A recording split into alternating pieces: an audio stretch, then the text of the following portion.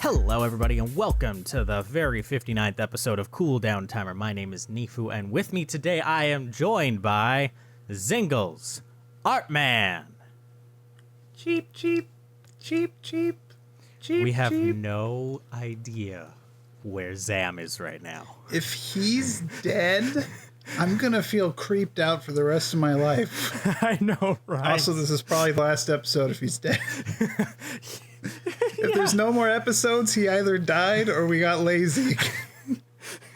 Yeah, we got no clue where he is, so, you know. And from the... Are you thawing up there yet? Yeah, actually, kinda. Really, we aren't supposed to thaw for at least another month, but... Yeah. I can see pavement in places where I could usually only see compacted ice, so... From the thawing wastelands of Alaska, Mark Hamilton. Hiya. Hello. Yeah, no, it's been a weird late winter this year, you know. It's been like spring weather here. But you don't listen to this show to hear us talk about spring. No.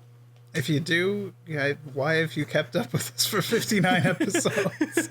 It's like hope listening that eventually the conversation will turn to spring. Well, I mean, they do get teased every week with me saying the frozen wastelands. Or the thawing wastelands. Or the thawing wastelands. So people very interested in what's going on in Alaska on a general level. Speaking of which, we had a real shaker not too long ago, a couple weeks ago. A nice little earthquake up there. Yeah, it was like a 7 point something. How does that... I know I already read your Facebook post, but I forgot about it now. But how does that compare to the one that we had down here when we were in 5th grade? Okay, so there's a Wikipedia page on the one that happened down when we were in 5th grade, the 2001 Nisqually earthquake. And that one was like a 6 something. It was a 6.8. Moment magnitude is the term. And the one I was just in was a 7.1. So it's officially the most powerful earthquake I've ever been in. However, I should point out that there's two, actually I'm sure there's a dozen, but there's at least 2 ways to measure earthquakes. Mm-hmm. The most famous is the moment magnitude. That's the 6s and the 4 point whatevers and the numbers. The other one's Mercalli intensity, which is kind of the pragmatic look at it, which basically measures how much stuff got wrecked and how many people got hurt. Oh, yeah. Because really, when someone asks how powerful it was, what they really want to know is, you know, did it make the ground crack open? Did buildings fall down? You know? And I haven't seen an official Mercalli intensity for this last one, but the one for the Nisqually earthquake was class 8 severe. Ooh, that sounds dramatic. And this one certainly was not, because damage-wise, a couple houses blew up. Wait. You said blew up. Yeah. Basically, natural gas pipeline broke and like 3 houses exploded. Nobody was killed, but they blew up. They're gone now. You don't get that down here very much. You don't just get... I can just imagine just spontaneously exploding house. Okay, yeah. Well, actually, one of them was full of people. I read a newspaper article about it. It's a dad and his kids. The earthquake happened. It was scary, you know. But whatever, where everyone was fine. And a few hours later, the dad's like, do I smell gas? You know? And he's like, maybe we should get out of here. And then there was just like a poof. And like half the house blew up. And the kid's bunk bed was flung into the yard. And yet somehow they were okay. I do know they left after that. And there was another explosion after that. And their house is gone. Yeah. And I guess 2 other houses are... as well. But other than that, nothing really bad happened except stuff got thrown off of shelves, I guess. Our Safeway had to close. Oh, geez. For a little bit. It's a 24-hour Safeway. I loved this in the newspaper. As it's, talking about what happened, they say, like, a man was spotted outside the 24-hour Safeway a little after. This was like 1 a.m, by the way, that this happened. Banging on the doors, but they were locked. An employee came out, but he just shook his head. The man left. Small town newspapers. Yeah. But it felt very scary. Mm-hmm. Okay, well, I mean, first of all, you're waking up in the middle of the night, That always multiplies the scariness of events. That's definitely exponential. Back in 2001, I was actually in 4th grade at the time, but was it 4th grade? I don't know. Well, all I know is I was in 4th grade. Then I was in 4th grade because we were in the same grade, so. Yeah. All I remember is I was taking a math test. Yeah, I was in school, and I remember at the time it was like, shake, shake, shake, and I'm like, what? And then one kid in the classroom was like, it's an earthquake. And then we just kind of sat there for a second. And another kid said, get under your desks. And we're like, oh, right, yeah. We had drills for this sort of thing, I recall. I think we saw a video once. Yeah. But the shaking back then was not really it wasn't scary to me. Mm-hmm. It was more cool. What was scary was afterwards, because my school was very close to Mount Rainier, and they threw us all on a bus, and basically I knew, and I could tell all the adults also knew, that if the mountain was erupting, we were all going to die, bus or no.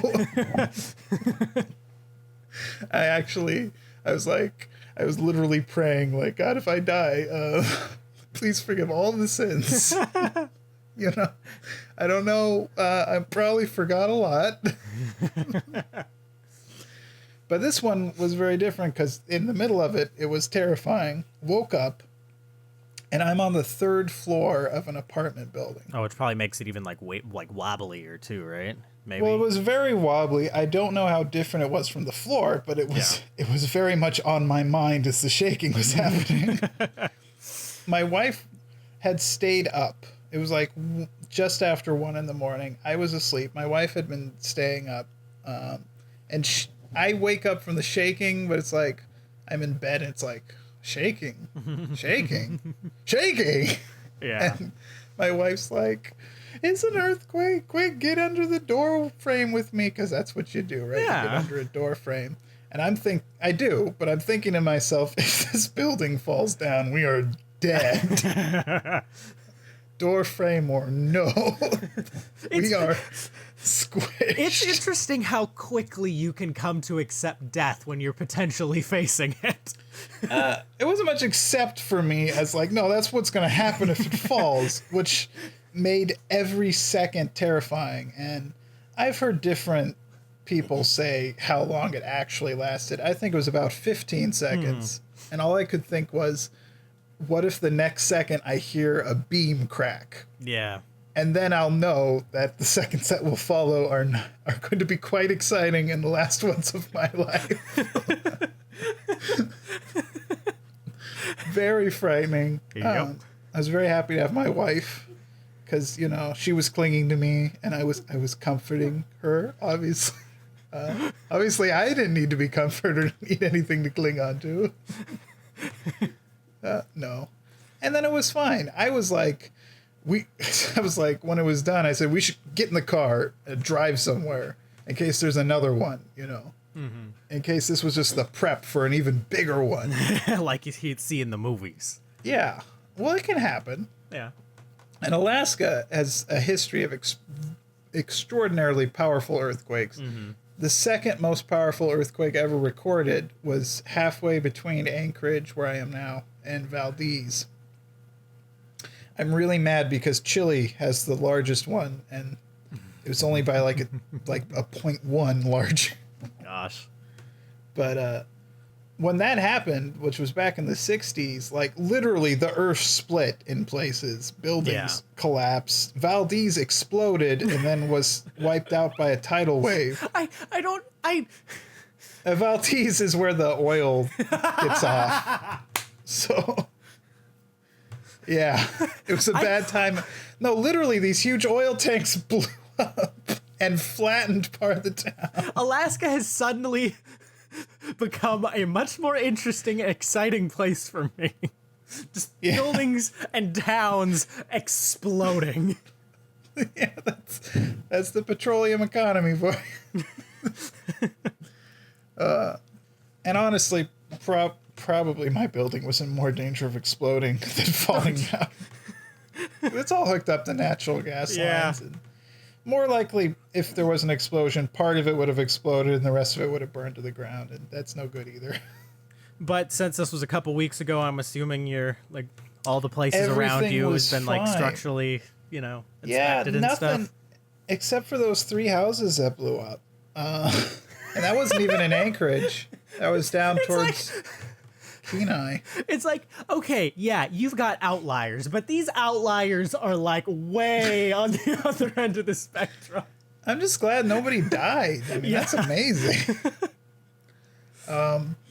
Another cool thing is Anchorage is on a silt plain, basically. It's built on mud. Okay. Not a good place to build a city. They didn't realize that when they built it. Yeah. And you might have heard of this, like, liquefaction can occur with a major earthquake, where if the ground's very sedimenty, it can, like, turn to liquid if it's shaken, and buildings, like, literally sink into it. It's bad news. Yeah, sounds bad. That didn't happen this time. But they've had all these earthquake sensors planted all over Anchorage for years, and they've just been waiting for a big earthquake. And so now they're really excited. They're like, hey, now we can tell you exactly where not to build a house. Just it makes me think of what in Independence Day when the doctor's like, oh yeah, now that the aliens have showed up, all the gizmos and gadgets have been turning on. The last few days have been really exciting or whatever. In the present, people have been dying. Houses have been exploding. That's what all the seismologists are like up here. They're having a field day. Anyway, that was it. It was quite frightening. Nice. It's nice to get a reminder of your mortality every now and then. Yeah. As long as everything's okay afterwards. So it was perfect for me.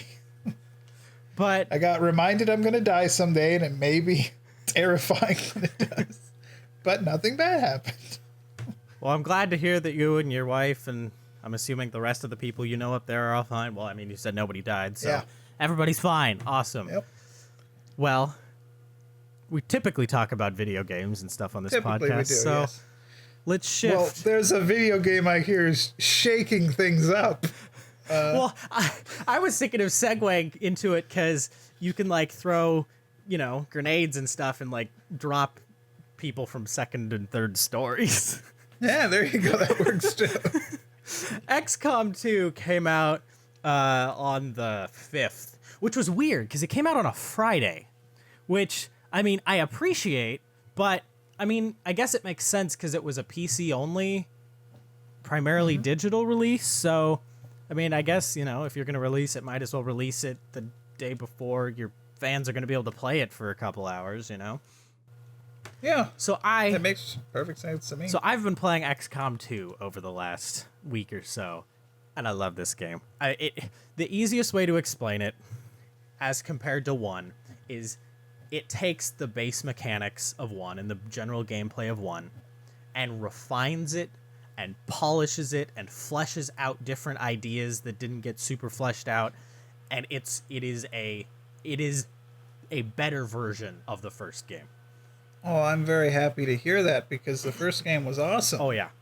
And I mean, obviously... I was worried they were going to, mess it up somehow. No, to me at least, like, the changes that it makes, and it does make a couple changes. I mean, it takes place in a universe where you failed in the first game, which, I mean, kind of makes sense because most people in their first run through, tend to screw up or somehow and end up losing. Yeah, I don't fail though. A lot of people died. I lost Mexico. I remember that. So 2 takes place in an alternate version of the this world's timeline where the XCOM project fails initially, and so instead of starting with everything united and then losing things as you fail, you start very independent. Like, you start in one area and you slowly expand your reach. And it does a couple interesting things for gameplay. First of all, certain missions start with you concealed, which means you can sneak up on different enemies and like plant your guys around them and set them to Overwatch to ambush them. But when you're in concealment and you do Overwatch, you don't get the aim penalty. Oh. So you can set up all kinds of different guys like all a around, super like ambush. like a squad. Yeah. Oh, that's pretty cool. Because So- Overwatch was always just kind of like, well, I got nothing better. Yeah. It rarely made, to me, a lot of tactical sense to do Overwatch. Because I'd be like, well, just shoot them. Yeah. Well, Sneaking, huh? Because it Yeah. was very hard to sneak in the first game. Like, sometimes you'd see them. Well, no, I don't even think that would ever happen. Well, yeah, because like when you what's the phrase, pop the pod or whatever, they would immediately see you and like get into cover and whatnot. But no, if you're on a mission where you're sneaking into their area to do something, they won't know where you are initially, and so you like there'll be like patrols you can ambush and all kinds of fun stuff like that. I might be wrong. I think that there was a way you could sneak up on an alien because it's they only move when they see you, but that's like every time because you don't know where they are. Yeah. But on that, so when I tended to play, I would be kind of cautious at first. I'd move for my first action point and then go on Overwatch, and then move and then go on Overwatch. This game adds a different element that makes that a little more difficult. It takes the timers from Enemy Within and incorporates them into the different missions. Like, you have to get to a certain point in the map to blow something up or activate something within a certain number of turns. So it requires you to get moving because you don't know who's between you and that point and how long dealing with them is going to last, So it makes it a much more, I guess, fast-paced in a way. I mean, it's still as slow as you take it. It's still turn-based, but it requires you to take a few more risks than you would originally. Be more aggressive. Yeah, exactly. Spend less time inching your way across the map and more time booking it. Yes. Let's see, what else is there? Well, okay, so the character creation has been dramatically fleshed out. Well, unlike a lot of people, I didn't really use the character creator. I just... I barely used it. I was like, hey, I'm going to name this guy Mike after a guy named Mike. So I'll change his hair color, and that's it. Yeah, well, so I guess this may not be as interesting to you, but Speaking of which, shout out Michael White if you're listening. That was who I was talking about. I don't know any other Mikes. But so I have really enjoyed getting to, create my characters. And the way that I have tended to play it, I've actually just taken the characters that they have randomly rolled up for me and then, added my own personal spin to it. It's like, okay, you give me this character. I don't like the hair. I give them a cooler haircut. I give them a fun hat and give them bright colors for their armor. All of my units look like Power Rangers without helmets because they all just have there's a bright pink one and a bright red one and a bright white, I guess. Yeah. As opposed to, dull white. Sort of dingy white. But one of the other things that you can do is you can give them different personalities. So, when you get to that screen where you're choosing your guys to send out on your mission, some of them will be stiff, because they're very by the books, or they'll be hunched over with their gun because they're aggressive and ready to fight. It adds a little bit of flavor to it, because even if you don't do a ton of customization, but just even enough to feel that much more attached to the characters, it makes this lady's spunky. No, spunky lady. Well, and it even has a text box for each of the characters where you can write in their biography. So it'll allow you to go almost as far with it as you really want to go. Let's see. They also added... Oh, Rangers or assault adds melee. They get swords, which is nice because right from the very beginning, you get this run and gun style thing with the sword without having to actively use run and gun.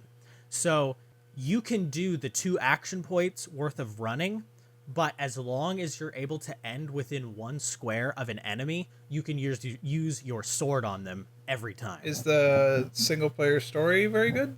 I actually think it's better than the first one. The characters are they interact a little more. They've got a bit more personality this time, and it feels more epic in a way. I think that this one the story feels more engaging than in the first one. But yeah, I don't know. I'm really enjoying my time with it. Well, I'm glad to hear it. I haven't picked it up yet because curmudgeon. It's you. Yeah, it's me. But it's definitely something I want to get, and I'm really glad to hear that it's an improvement, that it's still great, that there's lots of new cool stuff. You know, one thing I've noticed that makes video games different than most other media, in my opinion, is that a sequel to a video game is more likely to be superior to the first one than like a movie or a book, in my general opinion. Well, and a lot of times that first one is more just a tech demo, yeah? Yeah, because that's the thing. It's like, hey, now we know how to do this stuff. Let's do it better. Yeah. That's what I like about Valve games, is they're very much like, hey, let's get this as right as we can, you know. You know what? Valve is not a good example of sequels. I don't know why I said Valve. I was waiting for it. I guess I was thinking Valve because back when they made Half-Life 2, they pumped out the episodes and stuff with the same tools, you know, because they knew how to use them really well. But and then just didn't go anywhere with it. But since then, oh, Valve, you gave us Steam. I know a lot of people like Dota too. I've played Dota. Have you played Dota 2? I mean a round or two, but it just I can't get into MOBAs. Because a while ago, Steam just handed them out for free like candy. Dota 2. You want Dota 2? Have a Dota 2. That's what it felt like. I just got one, and then they're like, here's some more. Give them to other people. Well, isn't it? I could be wrong, but isn't it just like straight up free now? It might be. I wouldn't be surprised. I mean, yeah, it's free to play. Yeah, but a while back it was like, here, have a Dota 2, have a Dota 2. So I tried playing, and you know, I like MOBA. Well, I liked Dota, the Warcraft 3 mod. I had a lot of fun with that. But the problem, and anyone who's spent any amount of time with MOBAs knows what the problem is. The problem is some people are really, really, really good at it. And if you just want to play it to have fun, that's not going to happen. Yeah. Unless you get a bunch of your friends together and you do it local. Get or good, Mark. Private. Oh my goodness. I was like failing, and then I like try to look up, okay, Dota for beginners, and they're like, don't play with people until you're at least this good or you'll make everyone mad at you. I'm like, fine, whatever. No, thank you. I'm not really having fun. Everything's really tiny. I don't know. I'm a very competitive person, but I have attributes that make me very uncompetitive. Yeah. Like, I always want to win, but I'm not willing to pick the most optimal strategy just because it's the most optimal. I want to win my way. Yeah. Which means I don't, which means I get mad.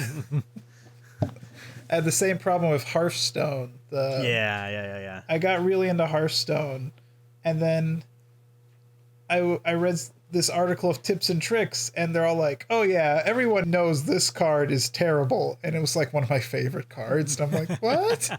Why? I love this card. And then there was that time that you and I played Sid Meier's Trains or Railroads or whatever the heck. Oh, yeah. Well, I just got to taste them. The thing is, Sid Meier's Railroads is not a very famous game, but I love it, and I always wanted to play with someone so that I could defeat them. That was my purpose. And for some reason, no one wanted to play with me. But finally, Neefu gets a copy, and he's like, yeah, we'll play. And so I'm like, yes, finally. So we play a game, and I crush him, and I'm like, yes, I have done it. And then a few days later, he's like, let's play again. And I'm like, great, more crushing. But as the game goes on, Neefu starts to get past me. And then the lead grows and grows. And I'm, what's going on? This isn't right. And Neefu had looked up optimal strategies. And some of them arguably are exploits. Oh, totally. Like, I mean, the basic, it was squeezing those game mechanics for everything that you could out of them for optimal efficiency. And there was a way to set it up so your railroads would be ridiculously straight. And super efficient. And it was like, he creamed me. I was smushed. Twice. And I was like, how did you do this? And finally he told me, like, well, if you do this, that, and the other thing, it's da-da-da-da-da. And then he was like, do you want to play again? And I won't use those exploity kind of ish things. And I'm like, no, the magic's gone.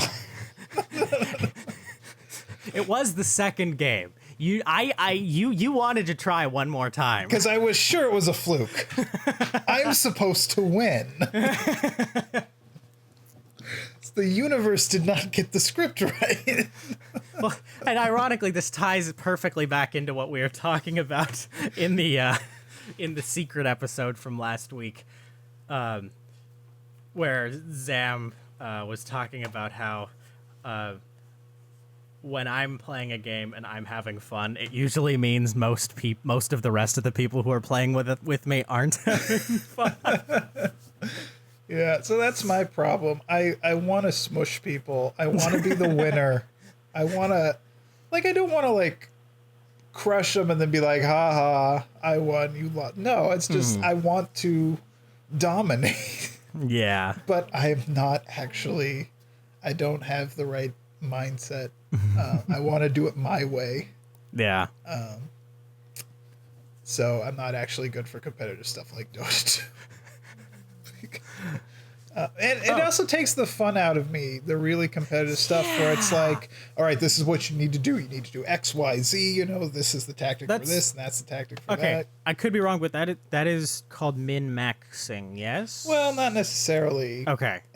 I'm just trying to learn and get good grip on my my gaming terminology. Typically, min-maxing is for games that involve a character creation or something where it's like, I'm going to max out the things that matter for my optimal strategy. What it really is just, it's about optimization. It's about what's optimal. It's like, and that's terrible to me because a game gives you so many options, so much freedom. I could do this, I could do that, I could do this. You're just boiling it all down to numbers. And when someone comes by and says, well, yeah, you could do all those things, but all of them are suboptimal to doing this. I'm just like, thanks for ruining my fun. I guess I'll just follow a checklist. One of my favorite gaming critic peoples that I listen to has started a video series where they're streaming Binding of Isaac, but intentionally doing things that the community considers suboptimal strategies, like explicitly disregarding important things that are necessary to succeed solely for the purpose of irritating people that are just so uptight about, doing it that specific optimal way. And that makes me happy. That's pretty funny.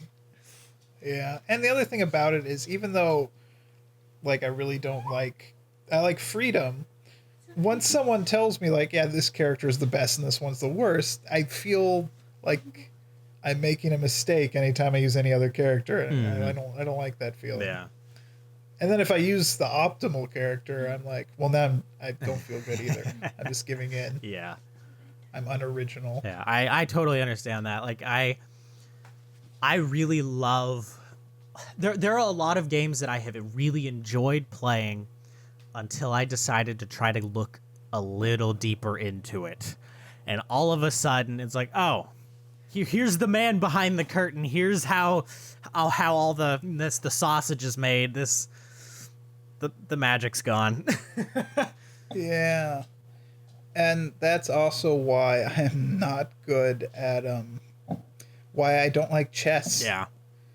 When I was a little kid, like in third grade, fourth grade, roundabouts, I tried playing chess a lot with my friends because I'm like, I'm smart. I get A's. Therefore, I must be good at chess because chess is for smart people, right? And I had a friend, he would get like C's and B minuses and stuff, and he would always beat me at chess because he was just legitimately better than me. Yeah. And it always drove me nuts. And I don't know who it was, probably my older brother's like, why don't you read this book about chess strategies? And I'm like, you might as well have just given me a book telling me how to play with my dog. No, I'm not going to read a book that'll tell me the right way to play. Yeah. You know, I'll figure it out. I didn't. That's why I'm bad at chess. Also, I'm too impulsive. I'm possibly one of the smarter, awful chess players you will ever play. That's interesting. I don't think I ever really thought of you as an impulsive person. I see myself as an impulsive person, but I don't think I ever saw you as an impulsive person. Well, I didn't see me as that either, which is why it took me a long time to realize I'm bad at chess. Because I don't know if it's not just chess, it's other things. But it's obvious in chess where I will see a move and I'll think to myself, yes, if I do this, then I'll be able to do this awesome thing, and I'll move there. And then my opponent will look at me like I'm insane and then move one of his pieces I hadn't even thought about. Yeah. And create me.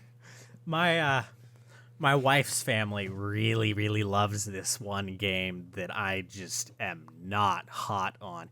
And they've been playing it forever. Oh, and so they know all of the optimal strategies and, this, that, and the other.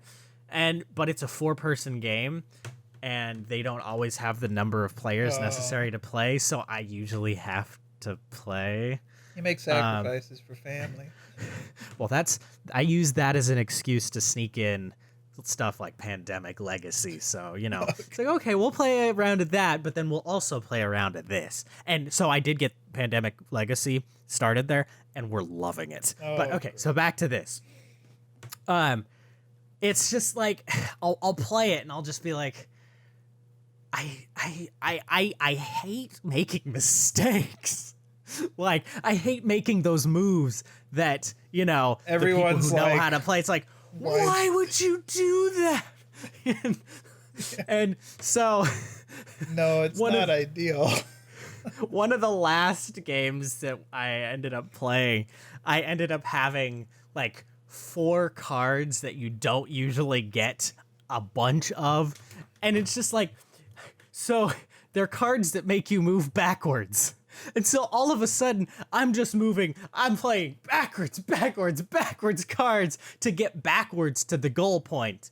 But, I'm like, okay, I'm getting back to that goal. It's the closest way. But then after the game, they're like, yeah, you can only move X number of units with the backwards card. We knew exactly where you were going to go. It's like, What game is this?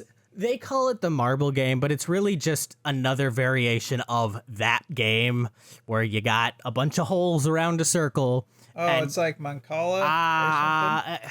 I don't know about Mancala, but it's like a Sorry type game where, you're trying to get all of your units around the thing back into your base. Oh, I see. Okay. Well, yeah, that sucks because you know what?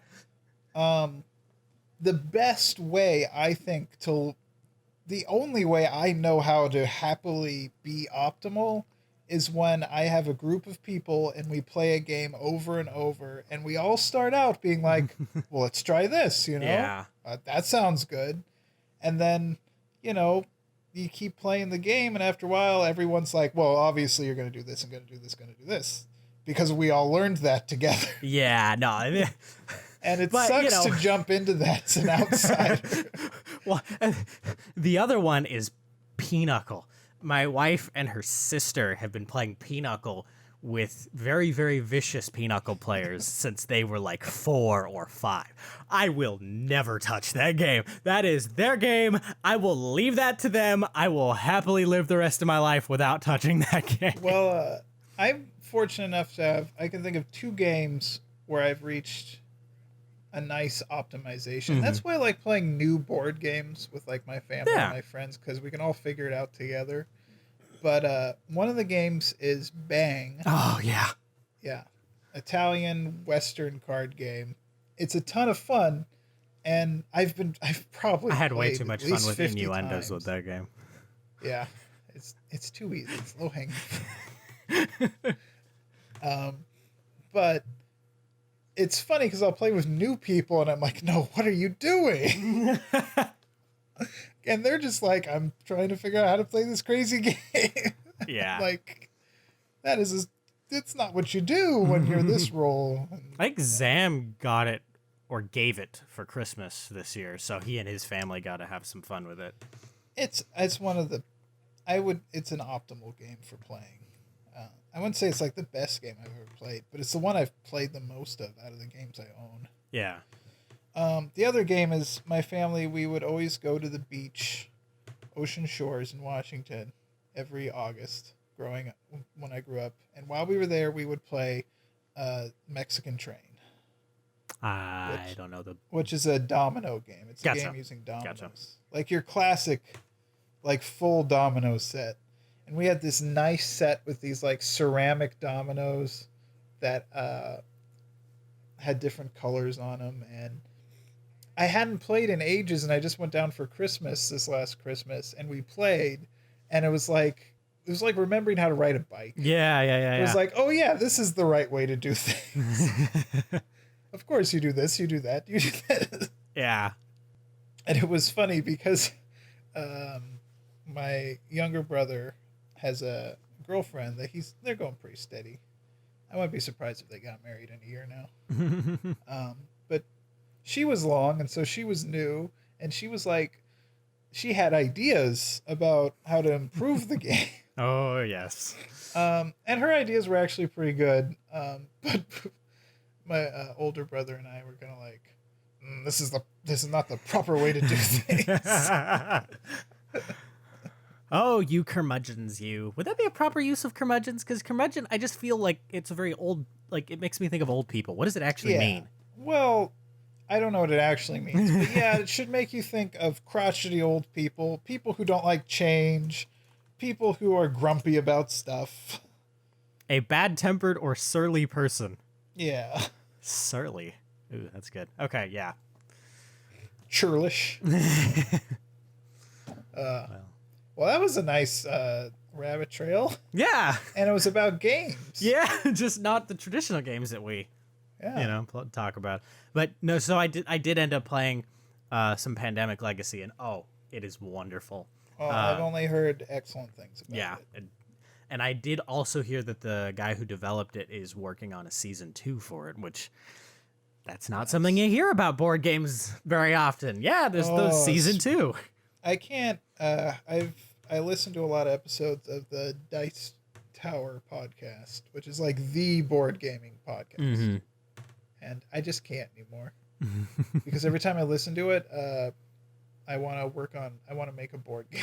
Yeah, and we were playing with one for a while, but that just And then I basically stole big chunks of it and started working on it by myself, kind of. I vaguely had Zam in the loop, but I just don't have time for that right now. And every time I listen to this podcast, I'm like, oh, people are doing cool stuff, cool, innovative things in this creative medium. And I get ideas like, I could totally have a Kickstarter, and like I can make 1,000 units or 2,000 units, and I could sell them off, and everyone will love it, and I'll become a sensation. But I hear that you have actually been spending your creative time doing the same kind of thing that I've been doing. Would that be writing? Yes, working on your fiction. Yes, that was the ideal Oh. idea. Uh-oh. Well, I went to Disney World last week. Yeah. And before that, there was just a bunch of stuff. And basically, I have 2 different book things. And I can't really commit to one at the moment. And I did commit to one. But then I was like, I need to sit down and outline this. And it's like, every night I pick, something comes up. Yeah. But it's really just your fault, actually. Because... Oops. Because, like we were talking about, I'm competitive. And I will forget... I'll forget about how much I've always wanted to write a book until you mention how, like, you're X number of... pages into the book you're working on, and then I'll think inside me something will say, this cannot stand. I must write a book, it must be even better. Well, you know what, Tolkien and C.S. Lewis had their nice little competition between each other. So no, it's a good competition makes work better. Get working, boy. Yeah. And the thing is, like, I will sometimes you've enlisted my help for like proofreading and help with stuff. And I intend to do it again. Yeah. And you know, I try to be very thorough. I try not to pull my punches, you know, because I think you appreciate that. Am I right? Oh, absolutely. Yeah. It's don't spare me. It's for the work. Yeah. Criticize the work. I want the work to be the best it can be. Yeah, exactly. And you know, but I'll read stuff and I'll think to myself, and I don't want you to take offense at this because I think this is a very natural thought for most people to think. I'll read stuff and I'll think, I could write better than this. I could handle this. But you know what? The book that is written is infinitely superior to a book that is not written. That is something I believe in. And you've written a lot more than I have. Which makes you de facto the better author. No, I don't know. I would love to see you finish one of your more extended stories, because you had a vampire one I remember growing up that engaged me, and there was a Western one, if I remember correctly, that also was kind of interesting. Oh, I think I know what you're talking about. Just so people have a bit of context here, it was, you know, it was 2005 or 6 or so. Everyone was writing about vampires. Yeah, and Twilight was a thing, but not yet a movie thing. It was just a book thing. Yep. And I had my little vampire story. Well, the only thing I remember about it right now is somebody being an undead person being left on a flagpole. Yep, impaled on a flagpole.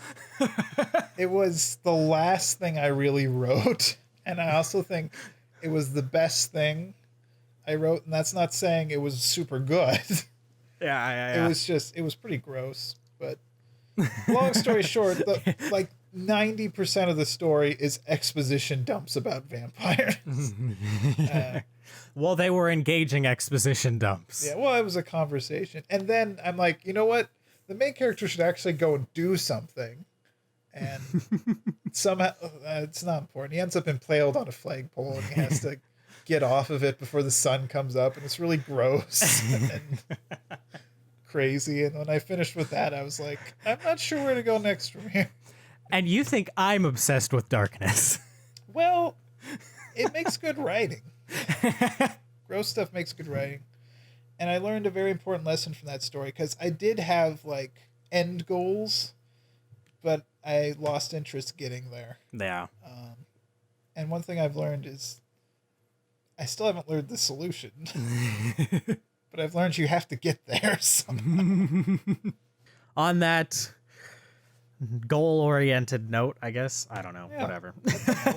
We have come to the end of episode 59 of Cool Down Timer. Maybe next week we will have found out where Sam is. Hopefully he's not dead. Hopefully there is an episode 60. Hopefully he's in episode 60. Oh, also, one quick thing. Nobody emailed in about that free copy of Tomb Raider Nobody. Apparently nobody wants a free copy of Tomb Raider. Well, how about this? If you email in this week, you could potentially get a copy of the original XCOM for the PC. Original XCOM. We were just talking about how awesome XCOM 2 is, but XCOM 1 is, as our buddy Zam always talks about, it's one of his favorite games of all time, if not his perfect game. So, email us at contactus@cooldowntimer.com, and you could potentially get XCOM or Tomb Raider. If you have a preference, I mean, let us know. But come on, free games, just waiting to be grabbed by you. You just gotta send in an email. You gotta be assertive. Go on, get out there. Well, yeah. So I guess that's the end then. This is the end, my friend. I guess we'll talk to y'all next week. Hopefully. Bye-bye.